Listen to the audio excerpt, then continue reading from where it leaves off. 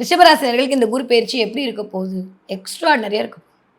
கிட்டத்தட்ட 3ஆம் இடத்துல குரு அமர்ந்து, செம்மையா உங்களுடைய 7ஆம் இடத்தை, 9ஆம் இடத்தை, 11ஆம் இடத்தை இயக்க போறார்.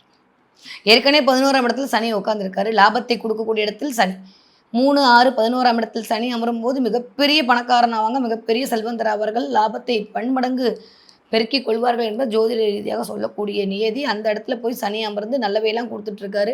10ல் ஒரு பாவியாவது வேணும்னு சொல்லிட்டு 10ஆம் இடத்தில் ராகு வந்து அமர்ந்திருக்கிறார். அப்படியே டிசம்பர் மாதம் வரைக்கும் இருக்க போறார். அப்புறம் தான் ராகு கேதுக்களுடைய பெயர்ச்சி அப்படின்றது இருக்க போகுது. இப்படியே பார்த்தீங்கன்னா குரு இதுவரை 2ஆம் இடத்துல இருந்த குரு பாபாய் சொல்லிட்டு 3ஆம் இடத்தை நோக்கி தன்னுடைய பயணத்தை நிறுத்த போறார். இந்த 3ஆம் இடத்துக்கு வரக்கூடிய குரு ரிஷபராசிக்காரர்களுக்கு எப்படியெல்லாம் இருக்கும் அப்படின்னு பார்த்தா, குரு இருக்கிற இடத்த விட குரு பார்க்குற பார்வைக்கு பலன் அதிகம்னு ஒன்று பேர் 7ஆம் இடத்தை பார்க்க போறார். சமசப்தம பார்வையான விருச்சக வீட்டை பார்க்க போறார். அடுத்து 9ஆம் இடத்தை பார்க்க போறார். அடுத்து லாபத்தை தரக்கூடிய 11ஆம் இடத்தை பார்க்க போறார். திருமணம் ஆகலன்னு சொல்ற ரிஷபராசிக்காரர்களுக்கு இந்த குரு பயிற்சியில் திருமணம் கட்டாயமாக நடக்கும். நிறைய ஆசைகள் நிறைவேறும். வியாபார வெற்றி கிடைக்கும், தொழில் வளர்ச்சி கிடைக்கும், மேன்மை கிடைக்கும். 2 மாசமா ரிஷபராசிக்காரங்க நல்லா தான் இருக்கீங்க. இனிமேல் எடுத்து வைக்கிற ஒவ்வொரு அடியும் விஸ்வரூப வெற்றி தான்.